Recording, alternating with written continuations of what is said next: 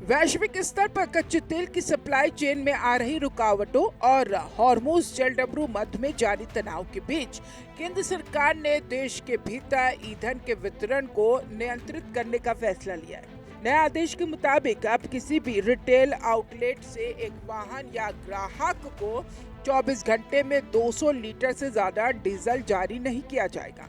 Petroleum मंत्रालय के अधिकारियों का कहना है कि अंतर्राष्ट्रीय बाजारों में उतार चढ़ाव को देखते हुए कुछ स्थानीय स्तर पर पैनिक बाइंग और अवैध रूप से बड़े स्टॉक बनाने की शिकायतें मिल रही थी।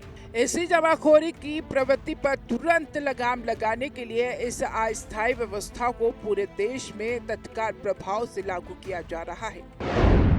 एक दिन में अधिकतम 200 लीटर डीजल, कालाबाजारी पर सरकार की सख्ती, सप्लाई चेन सुरक्षित रखने की कोशिश। सरकार और सार्वजनिक क्षेत्र की तेल कंपनियों ने संयुक्त बयान जारी कर आम जनता और व्यापारिक संगठनों को भरोसा दिलाया है कि देश में डीजल का बफर स्टॉक पूरी तरह सुरक्षित है।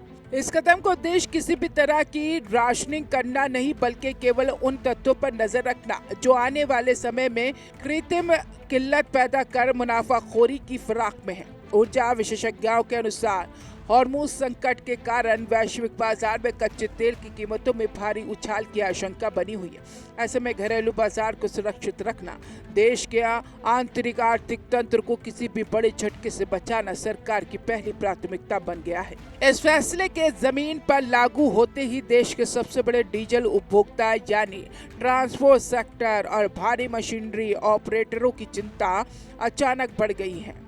All India motor transport Congress से जुड़े संगठनों का कहना है कि लंबी दूरी के भारी ट्रकों और अंतर्राज्यीय बसों के टैंक की क्षमता की 300-400 लीटर तक होती है। ऐसे में महज 200 लीटर की दैनिक सीमा के कारण माल ढुलाई करने वाले वाहनों को बार बार पेट्रोल पंपों के चक्कर लगाने पड़ेंगे, जिससे उनके समय और लागत दोनों में बढ़ोतरी होगी। इसके साथ ही कृषि क्षेत्र में बड़े कंबाइन हार्वेस्टर और औद्योगिक जनरेटर चलाने वाले संचालकों ने भी इस व्यवहारिक संकट को लेकर अपनी आवाज उठानी शुरू कर दी है। क्या सरकार को सप्लाई संकट का डर? बड़े उपभोक्ताओं पर क्या असर? ट्रांसपोर्ट सेक्टर में चिंता। इधर राजनीतिक गलियारों में भी इस नीतिगत फैसले को लेकर तीखी बयानबाजी और बहस का दौर शुरू हो चुका है। मुख्य विपक्षी दलों ने सरकार को घेरते हुए आरोप लगाया है कि देश की आर्थिक स्थिति और ईंधन के वास्तविक स्टॉक को लेकर स्थिति स्पष्ट नहीं की जा रही। विपक्ष का तर्क है कि अगर सरकारी दावों के साथ तेल का पर्याप्त भंडार मौजूद है तो फिर स्वतंत्र बिक्री पर इस तरह का कड़ा प्रतिबंध लगाने की क्या जरूरत थी। राजनीतिक विश्लेषकों का मानना है कि वैश्विक संकट की आड़ में लिया गया ये फैसला आने वाले दिनों में संसद से लेकर सड़क तक एक बड़ा आर्थिक और राजनीतिक मुद्दा बनने की ओर बढ़ रहा है। विपक्ष ने उठाए सवाल, 200 लीटर की लिमिट क्यों?